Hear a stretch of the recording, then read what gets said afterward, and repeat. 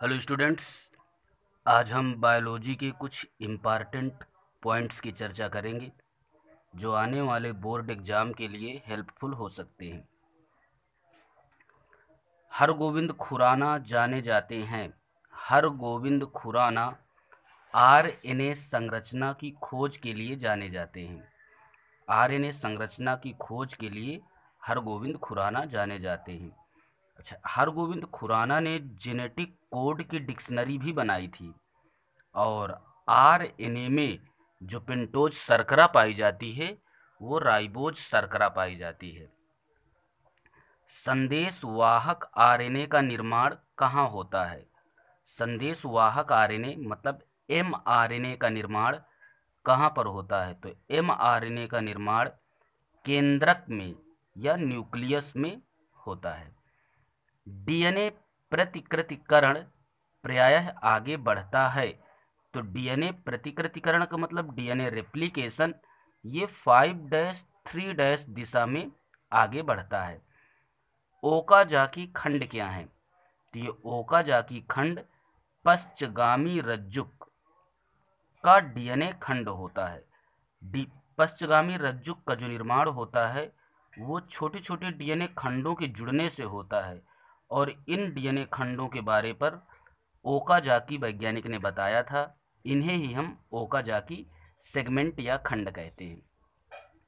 E coli में operon switch on हो जाता है जब ई कोलाई नामक बैक्टीरिया में ओपेरान स्विच ऑन हो जाता है जब लैक्टोज उपस्थित होता है, मतलब माध्यम में लैक्टोज उपस्थित होता है तथा यह दमनकारी से जुड़ जाता है। न्यूक्लियोटाइड आपस में किस बंध से जुड़े रहते हैं? डीएनए में जो न्यूक्लियोटाइड होते हैं वो आपस में किस बंध से जुड़े रहते हैं? तो वो फास्फोडाइएस्टर बंध से जुड़े रहते हैं। डीएनए पैकेजिंग में हिस्टोन्स का क्या कार्य होता है? तो डीएनए पैकेजिंग का मतलब लंबे डीएनए को पैक कर देना, कॉयल कर देना। तो डीएनए पैकेजिंग में हिस्टोन्स का क्या अर्थ होता है? तो हिस्टोन एक प्रकार की प्रोटीन होती है जो क्षारीय प्रोटीन है और जो डीएनए होता है वो अम्लीय होता है। तो क्षारीय और अम्लीय ये आपस में लिपट जाते हैं, मतलब हिस्टोन प्रोटीन का काम है डीएनए को लपेट देना। तो डीएनए पैकेजिंग में हिस्टोन्स का क्या का अर्थ है? इसका अर्थ है हिस्टोन क्षारीय है जो अम्लीय डीएनए को लपेटता है। ऐसे 3 विषाणु जिनमें आरएनए आनुवांशिक पदार्थ होते हैं तो एचआईवी है, टीएमवी है और इन्फ्लुएंजा है। इनमें आरएनए आनुवांशिक पदार्थ होते हैं। आनुवंशिक सूचनाओं का वाहक अणु कौन सा होता है? तो आनुवंशिक सूचनाओं का वाहक अणु डीएनए होता है। इसकी खोज किसने किया था कि आनुवंशिक सूचनाओं का वाहक डीएनए अणु है? तो ग्रिफिथ, एवेरी, मैक्लोइड तथा मैककार्टी ने किया था। डीएनए द्विगुणन किस प्रकार का होता है? डीएनए रेप्लिकेशन किस प्रकार का होता है? तो अर्धसंरक्षी होता है, मतलब सेमी कंजर्वेटिव। अर्धसतत होता है, सेमी कॉन्टिन्यूअस। एक दिशी अथवा द्विदिशी, मतलब यूनिडायरेक्शनल और बाई डायरेक्शनल। अणु जैविकी का केंद्रीय सिद्धांत किसने दिया था? Central dogma of molecular biology.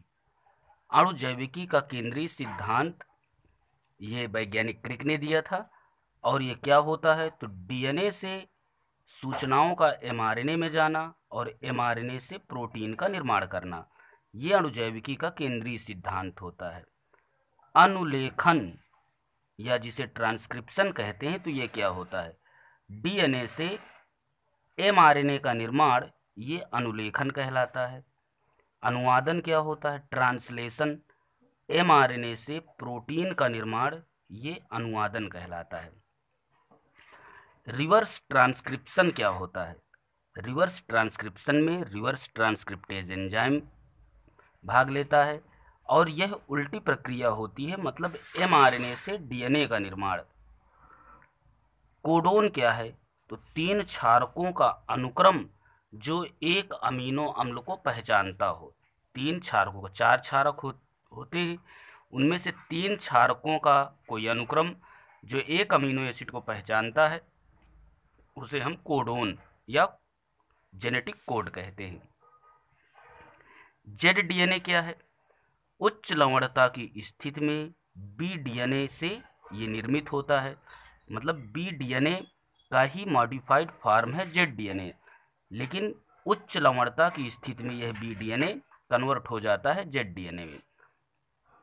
रचना इसकी कैसी होती है? जिग जैग, टेढ़ी मेढ़ी, और इसमें कुंडलन जो होता है वो वामावर्त होता है, लेफ्ट हैंडेड, और इसमें 12 जोड़ी न्यूक्लियोटाइड होते हैं। एक्सान क्या है? तो डीएनए के कोडेड खंड एक्सान कहलाते हैं और डीएनए के नॉन कोडेड खंड इंट्रांस कहलाते हैं। आनुवंशिक कोड की खोज किसने की थी? मतलब जेनेटिक कोड या आनुवंशिक कोड की खोज किसने की थी? तो क्रिक, खुराना, नीरेनबर्ग और ओकोवा, इन्होंने आनुवंशिक कोड की खोज की थी। एक अंतर आता है कि प्यूरिन्स और पिरिमिडिन्स में अंतर बताइए।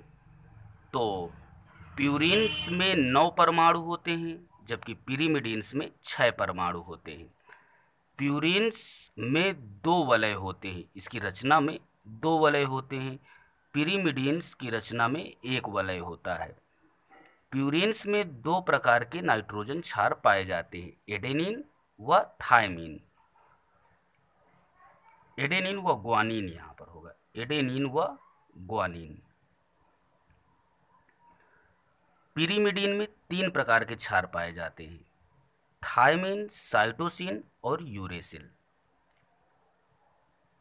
प्यूरिन्स में पहले, तीसरे, 7वें और 9वें नंबर पर नाइट्रोजन परमाणु होता है, जबकि पिरिमिडिन्स में पहले व तीसरे नंबर पर नाइट्रोजन परमाणु होता है। फिर एक अंतर है कि प्रधान श्रृंखला और अनुगामी श्रृंखला में क्या अंतर होता है। प्रधान श्रृंखला को हम अग्रक श्रृंखला कहते हैं और अनुगामी श्रृंखला को पश्चगामी श्रृंखला कहते हैं। तो इन दोनों में अंतर है।